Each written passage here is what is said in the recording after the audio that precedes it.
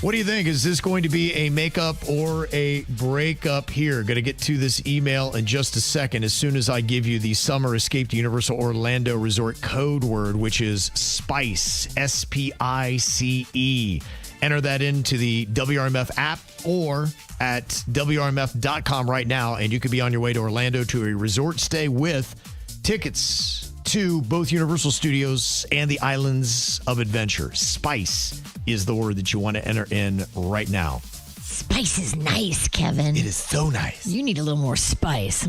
Give you some spice on Saturday night. Yeah. That used to be a channel network, Spice. It was real filthy, wasn't it? It was quite filthy. Well, we're not going to bring that kind of spice on Saturday night. No.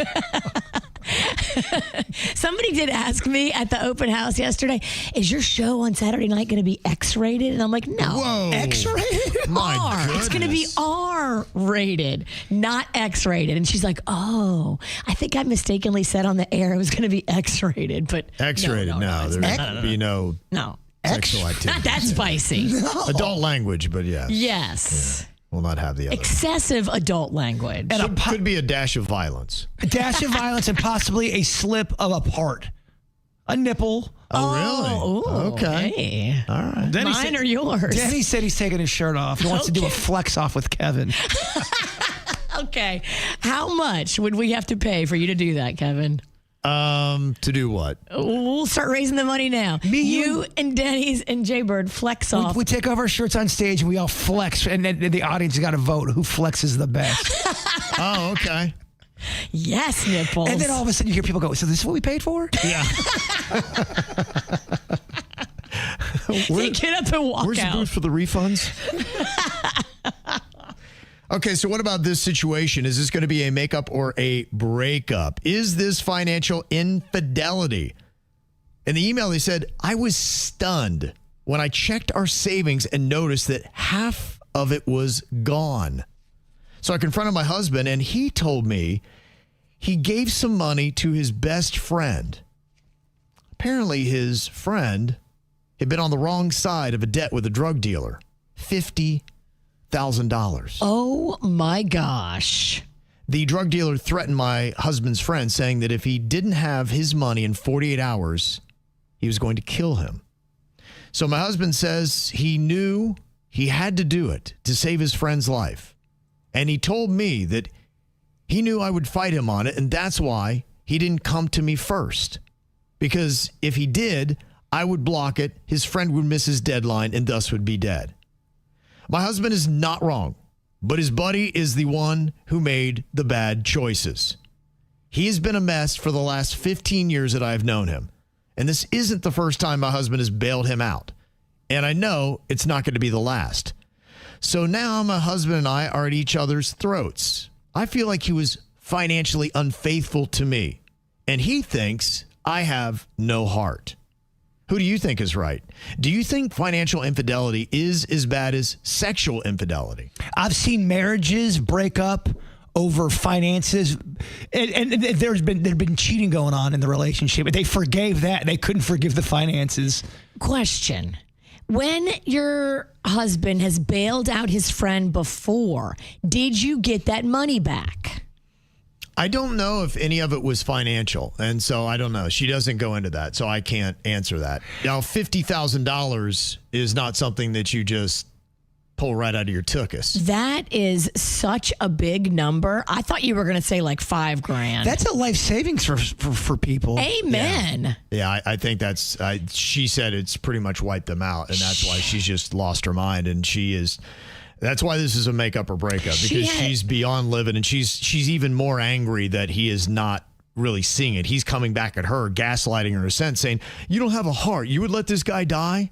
Well, you know what? Sometimes you have to face the music on the mistakes that you make. She needs to try to get this money back, though. I mean, I wouldn't blow it all up. If there's a chance of me getting my money back, I would focus on that and then be mad.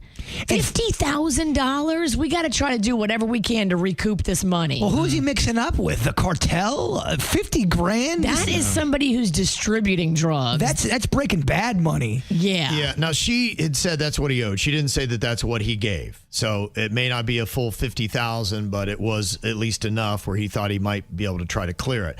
Now, some people are saying this is a scam. It's been going on for a while. I don't know. Who knows? Maybe he is scamming him just to get money to buy new drugs, and it's not a debt that he's just playing on him. But the fact that he's known this guy, and it's been like his best bud for at least 15 years that his wife has known him, and he's been a hot mess that entire time. If Panda drained y'all's savings to help out somebody, kind of like a situation like this, what do? Do I like this person? You like them fine. You don't hate them, but you don't love them. Panda loves them. I'd be pissed. The big D? Divorce. Oh, I thought you were talking about something else. Yeah. No, I don't think I would divorce Panda over it. I would just make him pay every day.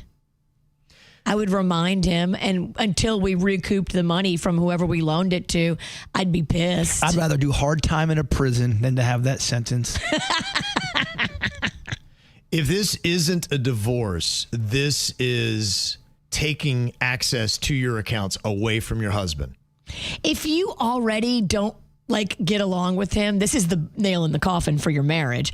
But if you really, really love him and he was just trying to be sweet to a friend and you like this friend, I would try to get my money back. I would be doing something to recoup. Yeah. I don't know if I leave Panda over it, but I'm pissed. Oh, Walls Pennington, I am out. You leave Honeyface? If someone's lying to me, they're draining our finances. This has been a repeat thing. But Honeyface did it for her friend. But if it's the same exact situation and she keeps taking money and then she's not being truthful, I don't want to be involved in that. Honeyface would never do that, first of all. I hate this fake Honeyface scenario. Well, you put Panda in it. Different. How about a taste of your own medicine? It's different. No, it's not. Same exact thing. Yeah, I would not blame you. I think a lot of people would go for divorce on something this bad. If I really love my husband and he just really made a bad decision, we are going to put up some guardrails so that he cannot make this same kind of bad decision again. The friend needs to go away. Got to get him out of your life. You need to cut him loose because he is bad news for your marriage. And I would set a date on when that money, whatever it was he took, needs to be returned into the bank account. Yeah, the friend's a bad news bear. Friend is bad, but your husband is the one that betrayed you. You need to have a serious conversation with him about moving forward. Dude, we don't keep secrets like this. It doesn't matter if it's money. It doesn't matter if it's interpersonal stuff. You don't keep big secrets from me if you want to stay in this marriage. We also don't rub elbows with drug lords. I don't see it ever work out well. That's dangerous, right? You're involved. You're financially involved in drug dealings now. You are. Your money's tied to it. Now they're gonna. Where'd you get that money? I said, where'd you get that money? I cut off your finger. It was my best friend. Where does he live? Now you're involved. I'm not typically. Someone's producing a movie right now. Oh, I know. Yeah, You just gotta let him. You just described a scene. You have to let him have his little movie moments. I'm not typically a fan of putting down ultimatums about you can't see a friend. In this case, I'm okay with that because you're right at the edge of divorce, and I would say he needs to be cut out of your life. But let's get our money back first if we can. You're not gonna get it from this guy. You kidding me? I would really try. Oh, you can still leave that door open to say, yeah, just drop the money here, put it into this account, or just go on ahead and Venmo it to me whenever you get it. But you can still say, we're not hanging out. We're not boys. Look, don't call me when you get in trouble. Here's something you don't do. I've learned this by watching people navigate business this way. When you want to get your money from somebody, you don't insult them and cut them off. You get your money first, then you cut them off. Trust me, I've seen it happen. So you continue to let the husband hang out with this guy? No. You don't let the guy you're cutting off know you're cutting him off.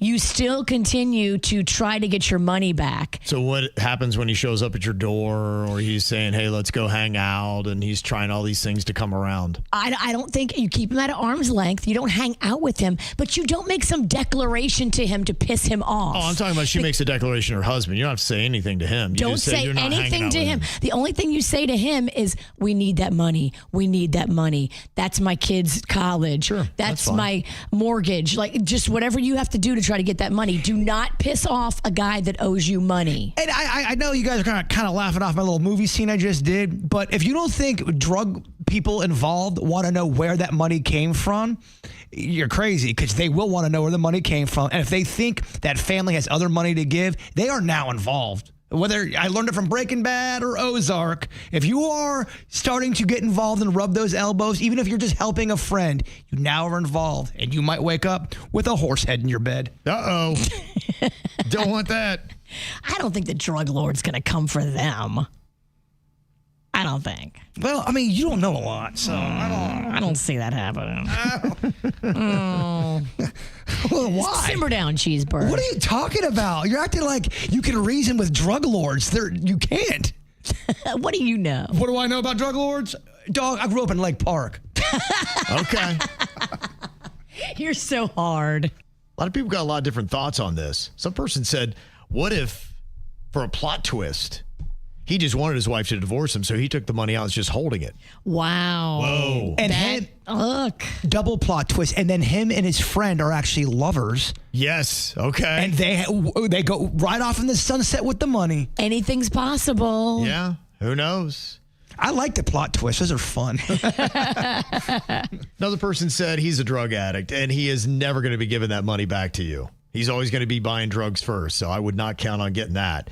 And somebody else said, my children's father was a drug lord, now serving 9 life sentences. What? Drug lord. Drug lord. Dang. Was he from Lake Park? Don't know. Doesn't say here. Drug lord? That's what I'm talking about. Says Jaybird is correct, though. Drug lords kill the ones around you that you care about. So getting involved and giving the money to bail them out shows that you care. So now you are involved. You want to do that public apology now, Virginia? Never. I'm just saying. I know about drug lords. You don't know no drug lords. I know a druggie. Well, yeah, I think we all know a few of those. This is how we do. It's the KBJ Show.